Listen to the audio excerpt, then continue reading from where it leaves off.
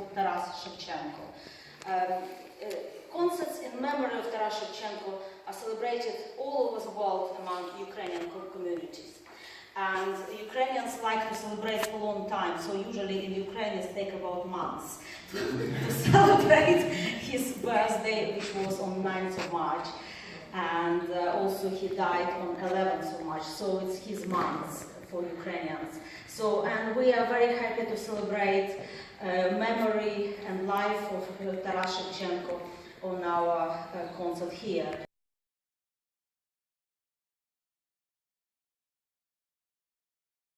Місяць протополу із хмари де виглядав, неначе човен в синім морі. То виринав, то потопав, ще третій півень не співав. Ніхто ніде не гомонів, сичі в гаю перекликались, та ясно раз у раз скрипів. The mighty Dnipro roars and bellows, the wind in anger howls and raves. Down to the ground it bends the willows, and mountain high lifts up the waves. The pale-faced moon picked out this moment to peek out from behind a cloud. Like a canoe upon the ocean, it first tips up and then tips down. The cocks don't crow to wake the morning. There's not as yet a sound of man. The owls in glades call out their warnings, and ash trees creak and creak again. Our Rozanna to present this poetry in song. Welcome.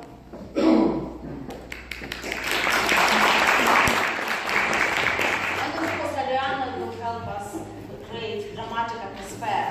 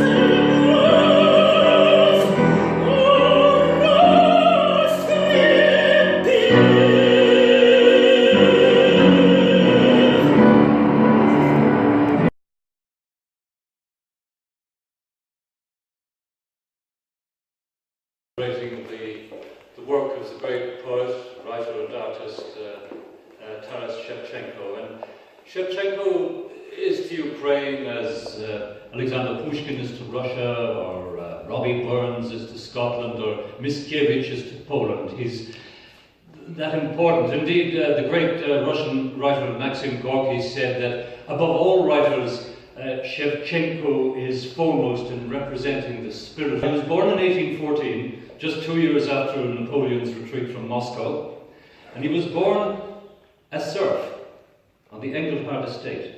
His parents were serfs, his grandparents were serfs, and he listened to the stories as a young boy that his grandfather told him about the rather sad history of Ukraine, how 50 years before the country had been divided up between the Russian Empire and the Austrian Empire. Catherine the Great, who annexed the eastern half of Ukraine, where he was born, introduced serfdom 50 years before. And indeed, he witnessed, as a very young child, his grandfather being flogged in front of everybody on the estate. Quite traumatic, you'd imagine. And by the age of 10, his parents are dead. But he was lucky, he learned how to read and write from a local priest, and also the local monastery, the monks there who painted icons for the church, taught him how to draw and how to paint. And very soon, as a bright young chap, he came to the attention of the Baron, his owner, who told him to discard his rags and put on this nice new cavalry twill suit and become his houseboy. And so he did, and whisked the young lad off to Vilnius for 3 years. And there he probably witnessed the great Polish revolt of 1830 and its brutal suppression. And indeed, when he was painting one night, the master noticed and had him flogged, obviously for doing something that was way above his station. A mere chattel of his, wasn't supposed to be painting. But he thought better of it and moved to St. Petersburg and enrolled the young boy with a painter, where he did an apprenticeship for 4 years. And indeed, this was the saving of Shevchenko, because there was no better place to be at the time than in St. Petersburg, which was the center culturally and politically of the Russian Empire. And there he rubbed shoulders with all the great artists and writers of the day. And pretty soon they noticed his phenomenal talent.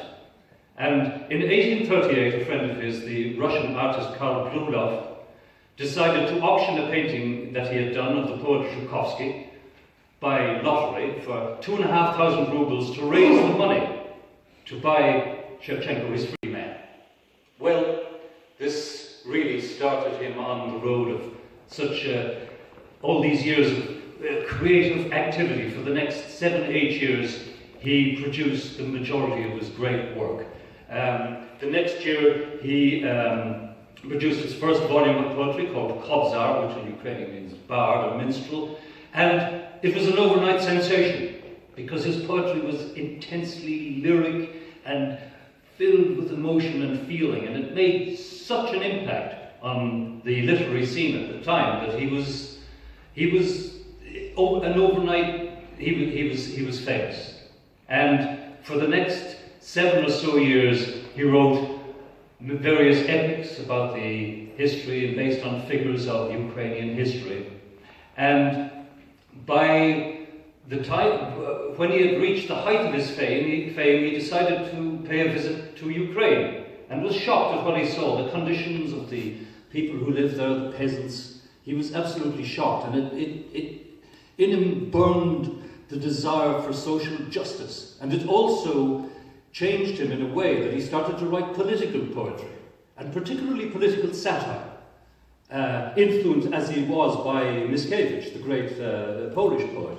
But it proved to be his undoing, unfortunately. In 1845, he wrote a poem called The Dream, and in it, well, he painted a very unflattering picture of the Tsarina at the time, Alexandra, who was the wife of that autocratic Tsar Nicholas I, the most autocratic Tsar in living memory. He was in the same tradition as, say, Louis XIV. To him, he embodied the state.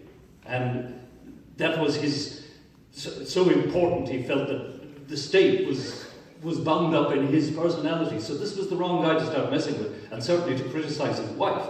His wife, who was German, by the way, as was Catherine the Great, and he had a thing about German women, and I'll give you a little flavour of what he says about this. And at his side, his empress struts and preens, all wrinkled like a dried-up prune, and like a beanpole lean, while every time she steps, her head goes jiggling on her neck. Is this the beauty rare they praise? Poor thing, you are a wreck. Well, this certainly did not please the Tsar, and he was angered even further when he found out that Shevchenko had been involved in this secret political society called the Secret Brotherhood of St. Cyril and St. Methodius. And this was a political movement promoting pan-Slavic freedom, and particularly some kind of autonomy for Ukraine, and also to abolish serfdom. Well, that was the final straw for the Tsar. Immediately he was arrested, and he was packed off to a penal colony to do penal servitude, hard labour, in the fortress of Orsk in the southern Urals. And the Tsar made a personal decree, a diktat. He said on no account was Shevchenko to be allowed to write or draw or paint during that period. He had no access to any materials, and on pain of death, nobody was to allow him to do this. And he spent 10 long years, painful years, in exile, which had a hugely detrimental effect on his physical health. And after the death of the Tsar, his son, the reformer Tsar Alexander II, granted him an amnesty, and he was released. And all he wanted to do was go back to Ukraine, build a small little house there, and just write and paint for the rest of his life. Alas, that was not allowed him. He was immediately placed under house arrest, spent 2 years in Nizhny Novgorod. He managed to get to Ukraine briefly for 3 weeks, and he was rearrested again on some trumped-up blasphemy charge and taken to St. Petersburg, where he was placed under house arrest. And unfortunately, he had only 2 more years to live, and there he died on March the 10th, 1861, just 1 day after his 47th birthday. And had he indeed stayed alive another 7 days, he would have witnessed the great Krestianskaya Reforma, or the emancipation of the serfs that had been enacted by Tsar Alexander. So Shevchenko, he's just a towering figure in Ukrainian culture. I mean, and also in the development of the language. He has the same significance in Ukrainian language as, say, Dante in Italian or Shakespeare in English. And above all that, he has the status of a spiritual leader of the Ukrainian nation. So, first off, I'm going to read a poem that he wrote in his early period, his lyric period, about his childhood.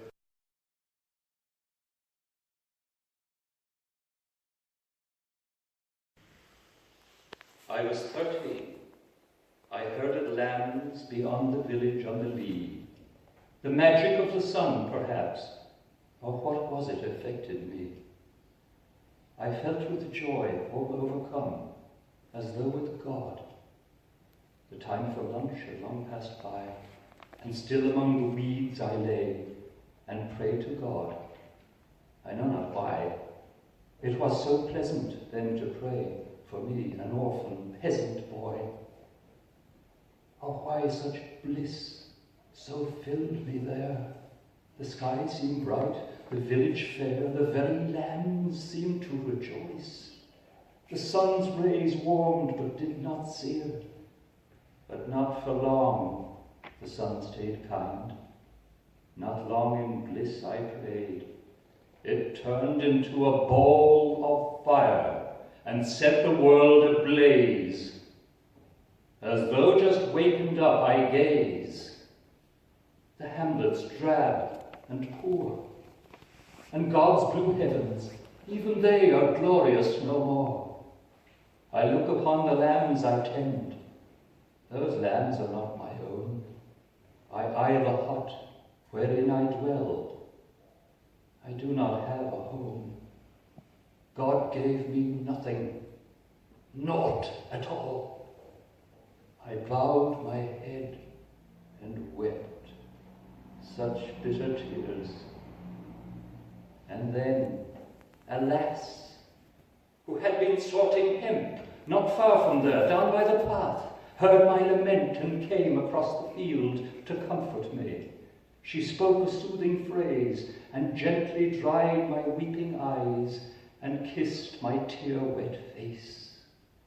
It was as though the sun had smiled, as though all things on earth were mine, my own, the orchards, fields, and groves.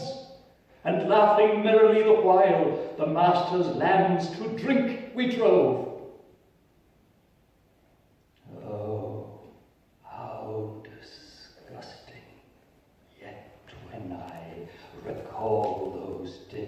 my heart is sore, that there my brief life span the Lord did not grant me to live and die.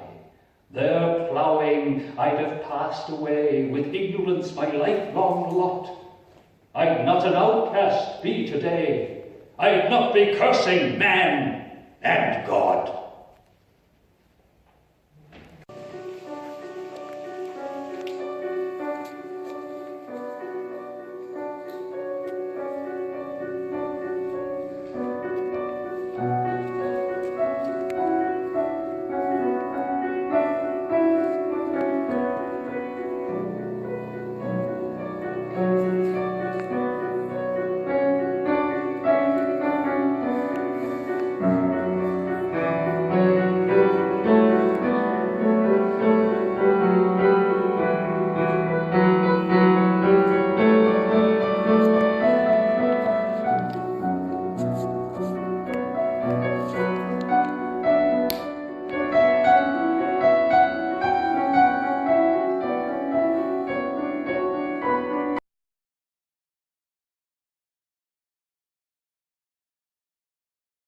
Shevchenko questions why God is punishing this young orphan girl who falls in love, probably to much to her dismay, to a Cossack, who then leaves her.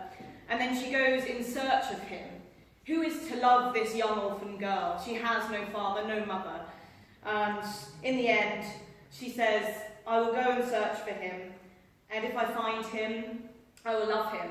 But if I find him with another woman, then I will strangle the other woman. And if I find him dead, then I will lie down with him in the grave. And then we move on to a slightly cheerier song, Taras Shevchenko, I Went a Walking, a carefree, spirited young girl, girl after my own heart. She is a Carmen-esque character. She goes a-walking through the ravine, through the mountains, to the market, sells some bread to a Cossack for a fiver, and then drinks away the money. She has a penny left to pay a musician, and asks him to play so she can forget her sorrows. And she says to her lover, you know, my darling, I will take you, and we can get married and run away together.